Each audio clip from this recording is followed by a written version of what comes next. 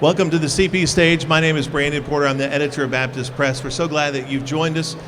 In this panel, we're going to be talking about beyond statistics and beyond funding. You know, so often pastors can think about stats like the annual church profile or the money that they give through the cooperative program as the only things that really matter in the cooperative program. And while those things are important, there's a lot more to our cooperation together. And these three gentlemen that I have on the panel here to join me today are helping churches not only understand that, but to engage in that. And so we have with us Michael Cabell from the Kentucky Baptist Convention, Barrett Duke from the Montana Baptist Convention, and Pete Ramirez from the California Southern Baptist Convention. And we sure are glad that you all have joined us for this panel here at the CP stage. So let's just jump right into this. First off, Michael, how is your state helping churches engage in this cooperative work that we have together? It's a really important work, Brandon. You know, we see in our state, we had about 600 churches that had disengaged from our cooperative work. 300 of those had not engaged in 10 years or more. Wow. And so we're just grieved over so many churches have disconnected. We see even a larger number of those in Southern Baptist Convention life. And so we have this passion that we feel like the best thing for churches, if we're to serve churches, is healthy churches are in partnership with other churches. And our goal is to help churches partner with other churches because we think it's a spiritual growth issue. We think it's a health issue for them. And so that's really the motive behind what we're doing. Okay. How about out west? How about in Montana? So for us, the cooperative program is just absolutely crucial for what we get done in the state. In a lot of ways, work in Montana is still fairly young. Our oldest church was started in 1952, so we just don't have a lot of that depth of history there, and there aren't a lot of strong churches there. So it takes all of our churches giving what they can to make it possible for us to have the funds that we need, not only to do our work in Montana, which is absolutely crucial, but also to have something to send out of the state that helps make it possible for us to participate in everything else that Southern Baptists are doing. Yeah. Go ahead, Pete. Brandon, we have 2,300 churches in California, and of those 2,300, we have only 998 churches that gave last year. The previous year, we were just over 900 as well. And so we see that there are a lot of churches that have disengaged from giving to the cooperative program, or maybe never even began to give to the cooperative program. So some of the things that we've been doing is going around in our churches and letting them know we've created a new tool that we will be sharing with the people in our state. But also we will be doing orientations with our pastors, and we restarted those after COVID. And there's so many of our pastors that are in our Southern Baptist churches that have not understood what the cooperative program does and how it funds all the work that we do as a state convention and with our national agencies. So education has been huge for our people in California. Yeah, let's talk about that. What are some ways that you educate? And we'll start back down there and we'll work our way this way. Sure. What are some ways that you educate folks? One-on-one is huge, right? One-on-one is huge. And then the orientations, this year we're going to be going through 3 areas of California, Northern California, Southern California, Central. And the goal is to have 40 pastors at each one of these. And these are pastors that are either new pastors or pastors that have disengaged from coming to the convention, from being a part of the work that we do. And so it's so important for us to reach out to these folks that a lot of times don't know. We have a lot of pastors in our convention that we have found did not grow up in a Southern Baptist church and don't understand what we're about. And so education is huge for us, and then creating tools for us to be able to educate. And we've learned a lot from other states as we've gone to the Cooperative Program Summit that is held every year by the convention. That's great. How about you, Dr. Duke? So in a lot of ways, we're kind of where California is. About almost 25% of our churches are not given to the cooperative program right now. They have a lot of different reasons, but none of them are really valid, because they still benefit from the relationship that we have with them.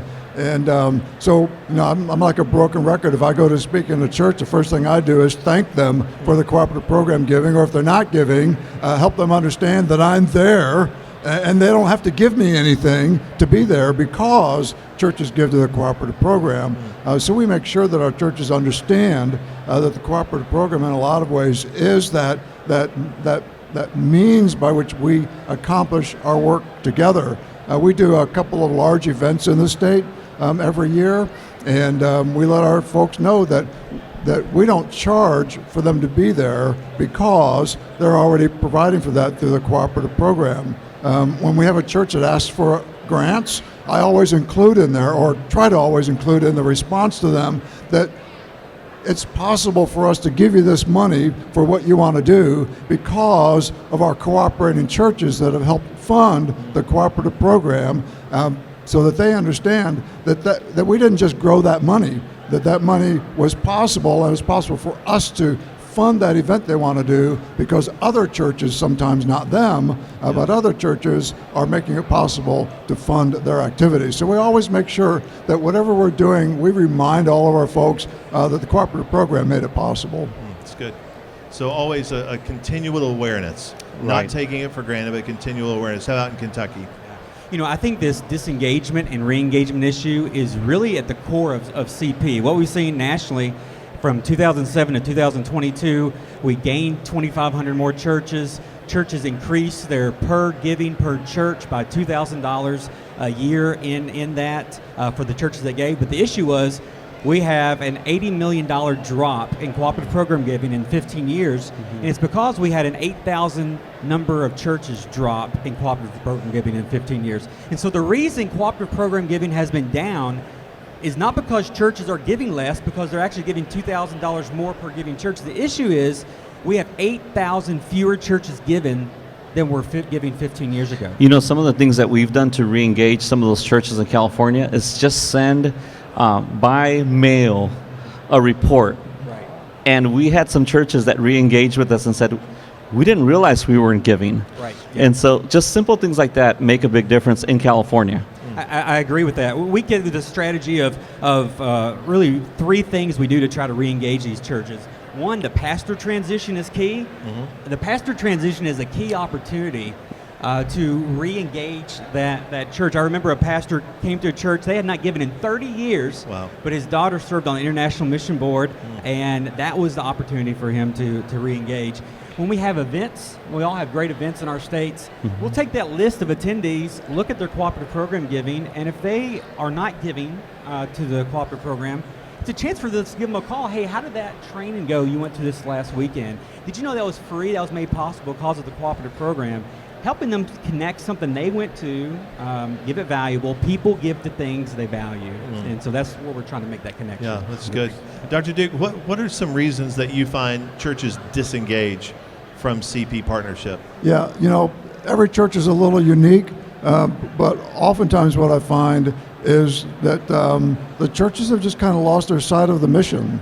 You know, they've gotten involved in something in their community, especially our churches. They're so separated, there's so much isolation that they kind of lose touch with the rest of us sometimes. And as they're making those hard decisions sometimes about budget, cooperative program seems to be the easiest thing to cut because there's oftentimes nobody around to tell them, wait, why are you cutting that? But everybody else has their little pet projects in the budget, but not the cooperative program, especially since we've lost so many of our associational missionaries. So oftentimes, because we don't have the closeness that we used to have to the churches, it makes it harder for us to be there when they make some of those decisions. Some of them are, you know, they're paying attention to the national scene. And, you know, you go on the internet and you hear all these problems and you think, you know, Southern Baptists are imploding. And too many of them believe all the bad news. And so they just decide the whole thing is, you know, the whole thing is messed up and they don't want to be a part of it. So they end up dropping the cooperative program. And sometimes we don't find that out for months until, you know, a report comes in. Maybe they zero that out on their ACP report, if they even turn in an ACP report. So there are a number of different, I've even seen, especially in Montana, it's hard for us to get guys who are well-trained as Southern Baptists, as pastors. A lot of our churches will call a guy who's not even from the Southern Baptist, you know, doesn't have a Southern Baptist background, and they don't even think to ask him. So what do you think about the cooperative program? I mean, our people just assume if you want to be a Southern Baptist pastor, you must believe in the cooperative program. And too many of our search committees don't even ask them that question, whether or not they support cooperative program or not. Right. How about in California? Yeah, I think I just learned this from some of our ethnic groups. They've talked about disengaging, not just with the cooperative program, but with the convention as a whole. They feel when materials are not written for them in their language, then they have a really hard time for them to understand what we're trying to, get, to them, the resources. And so when they don't find value in who we are, then they don't want to give to it, or they quickly forget to give to it. And so for us as a convention to be an add value to our groups, to our churches, then allows us the opportunity to come around and then speak to the cooperative program and the importance and what we can do when we accomplish together as we give through the cooperative program. Yeah, that's good. Michael, you mentioned the transition. What are some other reasons that churches disengage? Yeah, we've seen three. We did a research study on this to try to see the attitudes churches have toward the cooperative program, why they would disengage. And the top three things were this. One was finances. Either they're giving to other missions and they don't feel they have the funds for a cooperative program, or they're just strapped for donations. In that case, you need to take care of your local church is the first priority. The second one is they've hired a non-Southern Baptist pastor. You talked about that, Pete. We have some churches that have maybe looking for a pastor for 2 years. They can't find anybody, and they get desperate, and so they go hire someone who's outside of the Southern Baptist family. And when that pastor comes in, he slowly but typically surely will move them away from cooperative program giving.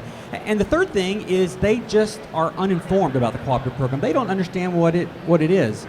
And so there's a chance to re-educate them or educate them for the first time. They get confused. And so that's the third reason why churches disengage in Kentucky. Okay. We've just got a few minutes left. So often when we think about the cooperative program, we think about the International Mission Board. We think about the North American Mission Board. Before coming to the Executive Committee in Baptist Press, I served at the Kentucky Baptist Convention and really learned a lot my heart was warmed, and I was encouraged by the local things that happen because of our cooperation together. Just briefly, talk about some of those things that you see where you are, that local cooperation that's so important. How about in California? One of the strongest ministries that we have in California that every year we see at least 2,000 professions of faith is migrant ministries. Migrant ministries to those that feed us, that are work in the fields, is huge. And so the cooperative program allows us to have a person on staff to help us coordinate work up and down the state of California, as well as disaster relief. Our disaster relief teams are working tirelessly. They're serving everywhere they can to take the cup of cold water, to take the hope of the gospel to people that are going through very difficult situations. And there's so much more, but that's just the two things that I would really highlight out of California, that cooperative program makes a difference in the things that we do. That's great. How about Montana? So I like what Pete said about showing value. As much as we want people just to think, well, they're giving to support missions, and they're giving to support a missionary somewhere overseas, we also need to emphasize for our churches that there's value for them as they're doing that. So we do the best we can to get international missionaries there so that they talk to our folks, North American Board missionaries as well, church planters. We really highlight our local church planters and help our folks understand that their churches probably started because the cooperative program existed, and now we're starting more churches because the cooperative program existed. And that value for the kingdom, as well as for them, as their church exists because of that, and other churches are growing because of that, is really important. So we talk a lot about value as well. I really like this new language that you guys are starting to talk about. Instead of talking about the cooperative program, you're starting to talk about the cooperative partnership. Yeah. And that's really what it's about. It's a partnership between as many of us as we can get together to help us accomplish what God's called us to do. Yeah, it's great. I think the preposition is really important there, Brandon. we're not really giving to the cooperative That's program. We're giving to missions Yes. through the cooperative program. It's important to say that because the cooperative program in Kentucky is fueling care for 1,754 foster kids last year. Yeah. 35 college campuses have a Baptist campus ministry presence on the campus. 24,000 students will go to our state camp this summer. 1,000 of them got saved last year. That's what they're giving to. That's right. They're just giving through the cooperative program That's right. to get to that. And who would not want to participate and cooperate in such great things as That's that? right. That's Yeah, right. That's right. absolutely. Well, thank you all so much for joining us for this CP panel. I feel like we're just getting started. We could keep going for another 30 or 45 minutes at least, but we really appreciate you taking time. Thanks much. Brandon. Thank you. Thank you. So as you think about the cooperative program, certainly reach out to your state convention where you can find resources. You can go to sbc.net/CP where you can find resources there for the cooperative program.